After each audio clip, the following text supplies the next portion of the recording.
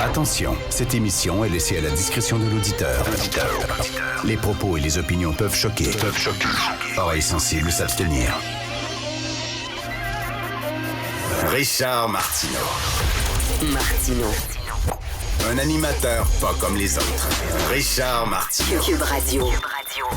Bonjour, bon lundi, merci d'écouter Cube Radio. Je suis scandalisé, absolument scandalisé d'un texte que j'ai lu dans le Journal de Montréal. Ma collègue Madeleine Pilote-Côté, dans le Journal de Montréal, qui est une chroniqueuse woke, hein? C'est parfait. Le Journal de Montréal est un journal où il y a une diversité d'opinions. Tiens, hein, une diversité d'opinions. Alors, elle est woke, puis elle parle en Espagne, ils ont adopté une loi qui permet aux femmes souffrant de règles douloureuses de prendre congé. Donc, elle parle des menstruations féminines, elle parle des femmes qui ont des menstruations. Elle dit jamais individu menstrué. Je suis scandalisé. De la part d'une woke, elle va se faire sacrer dehors de l'Association des woke du Québec. Là. Ils vont la sacrer dehors, elle va perdre sa carte de membre, c'est sûr et certain. Alors, je dis ça en riant, mais vous savez que J.K. Rowling, maintenant, elle est persona non grata juste parce qu'elle avait dit ça. Hein. Elle avait dit ce que vous appelez aujourd'hui individu avec des menstruations, on appelait ça une femme à l'époque. C'est tout ce qu'elle avait dit.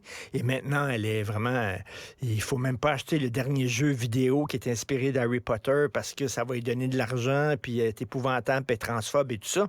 Alors là, il y a une woke qui écrit, puis je suis très content de Madeleine Pilote-Côté qui écrit pas « individu menstrué ». Elle dit « Regardez, avoir ces règles, ça peut être très douloureux pour plusieurs femmes. » Wow!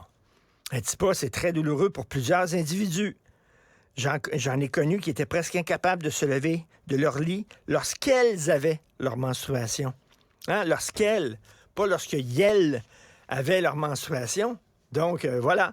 Ça se peut-tu que, soudainement, je sais pas, il y a comme un sursaut d'éclairs chez les woke qui disent, ben finalement, un individu avec des menstruations, ça n'existe pas vraiment, ou peut-être qu'il y en a, mais tu sais, c'est comme une minorité, d'une marginalité, tu sais.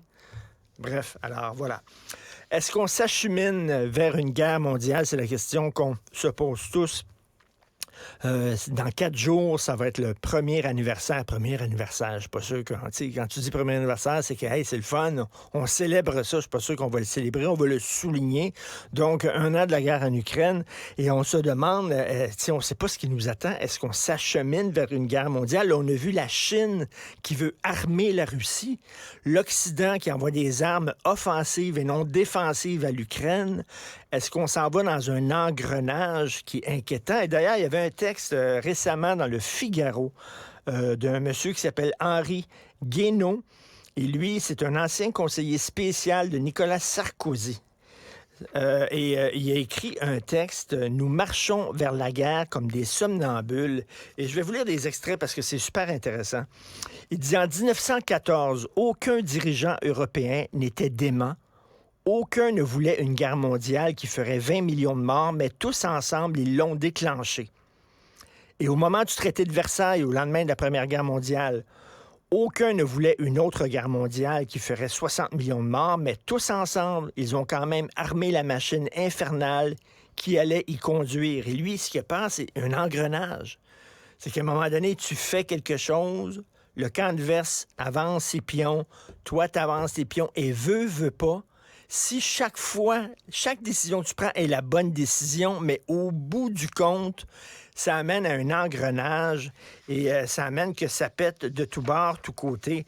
Et c'est très bon. Il dit, ni Churchill, ni Roosevelt n'avaient pensé qu'un jour, ils ordonneraient de bombarder massivement les villes allemandes pour casser le moral de la population.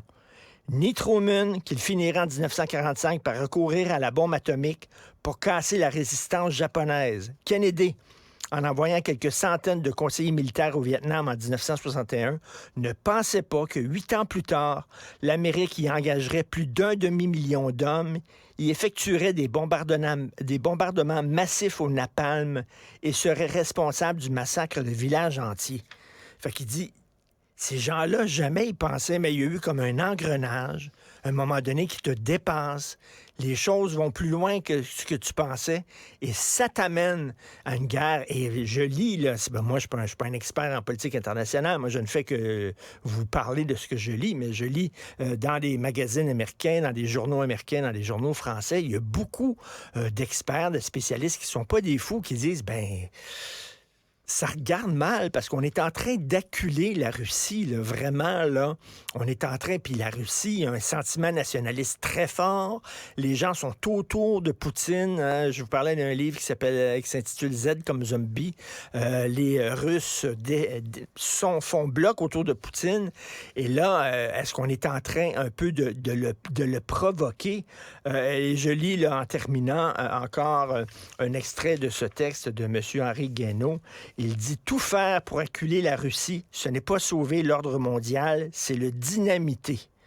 Quand la Russie aura été chassée de toutes les instances internationales, que restera-t-il de l'ordre mondial? » Bref, c'est pas un texte pro-russe, mais c'est un texte qui dit « Faut faire attention à l'engrenage parce que c'est ça qui est plate, c'est que quand tu regardes des documentaires historiques, tu sais comment ça va finir.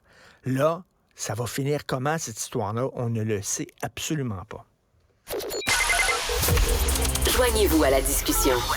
Appelez ou textez le 187 Cube Radio. 1877 827 2346.